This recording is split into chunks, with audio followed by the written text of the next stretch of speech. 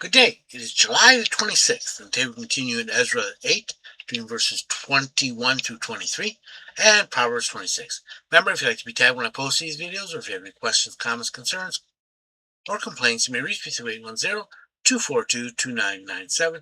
That's 810-242-2997. You can call, text, leave a message, whichever you like.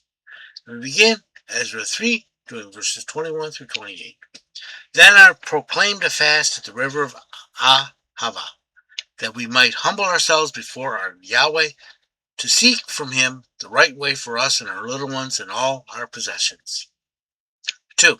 For I was ashamed to request of the king an escort of soldiers and horsemen to help us against the enemy on the road, because we had spoken to the king, saying, the hand of Elohim is upon all those for good who seek him, but his power and wrath against all those who forsake him. 23. So we fasted and entreated our Elohim for this, and he answered our prayers. So Ezra, they gathered. They haven't quite left yet. They're basically at a meeting point, and they're getting all organized and stuff like that. 21. Then I proclaimed a fast. This is after all the Levites came. There at the river of Ahava, that we might humble ourselves before our Elohim, that is, submit, seek his will, and fast for preparing to seek from him the right way, the straight way, which way he wants us to go, what actions he wants us to take, what he wants. Does he want to do things? Which way he wants to do things for us and our little ones and all our possessions. How we are to conduct this journey, basically. 22. For I was ashamed to request of the king an escort of soldiers and horsemen to help us against the enemy. Enemy being like robbers and stuff like that. Maybe some Samaritans and all that on the road. For we had spoken to the king, saying, the hand of our Elohim is upon us, upon all those for good, all those for good. So, hey, God will protect us. Remember, in Daniel, the 3 men who got thrown into the furnace, says, look, God can save us, but if not, so his hand is on us. We're depending on him. We don't need, so if we're depending on him, why would we need to ask an escort of you? That's basically what they're saying. And his power and wrath are against all those who forsake him, and he's against all those who are against him. 23. So we fasted and entreated our Elohim for this, and he answered our prayers. He told us what he wants.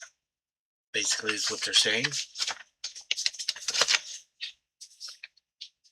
Proverbs 26. As snow in the summer and as rain in the harvest, so honor is not seemly for a fool. It's all out of place. 2. As a wandering sparrow, as a flying swallow, so as a curse that is causeless shall come home. Yeah, you curse someone without reason, it'll rebound right back on you. 3. A whip for the horse and a bridle for the ass, and a rod for the back of fools. It's the way they learn. Rod for the back of fools.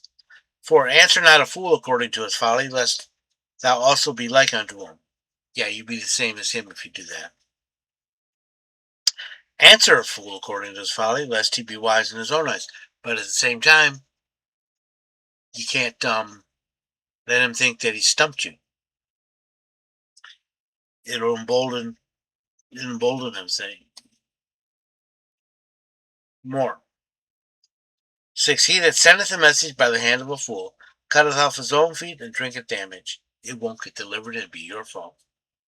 7. The legs hang limp from the lame, so is a parable in the mouth of fools. They're there, but they're useless. 8. As a small stone in a heap of stones, so is he that giveth honor to a fool. 9. As a thorn that cometh into the hand of the drunkard, so is a parable in the mouth of a fool. It hurts, and they don't know why. Doesn't do them any good. 10. A master performeth all things, but he that stoppeth a fool is as one that stoppeth a flood. 11. As a dog that returned to his vomit, so is a fool that repeateth his folly. A dog's stomach gets upset, it throws it up. And when it feels better, he goes back to it and eats it up. So what happens for a fool? 12. Seest thou man wise in his own eyes? In other words, he thinks he's all that in a bag of chips. So is a fool that repeateth his folly. Whoops. There's more hope for a fool than in him. 13. The sluggard says, there's a lion in the way. Yea, a lion is in the streets. Yeah, he's making up things, seeing shadows and whatever and pretending. 14. The door is turned upon its hinges and the sluggard is still in his bed. He keeps hitting that snooze bar.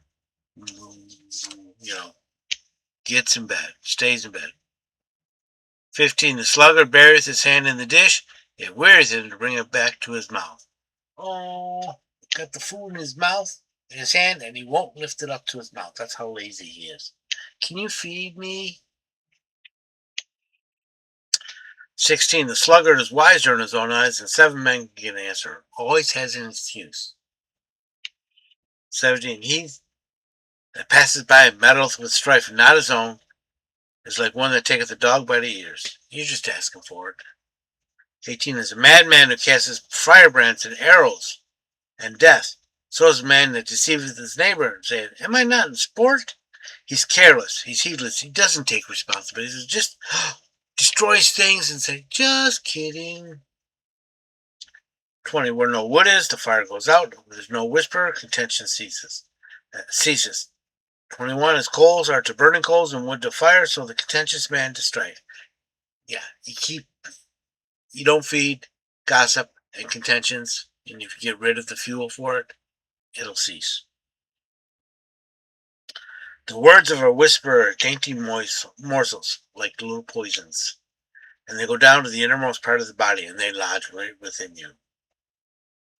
But if you don't feed gossip, it won't. It won't spread. So don't spread gossip. 23. Burning lips and a wicked heart are like the earthen vessel overlaid with silver dross. 24. He that hateth dissembleth his lips, but he layeth deceit upon him, within him.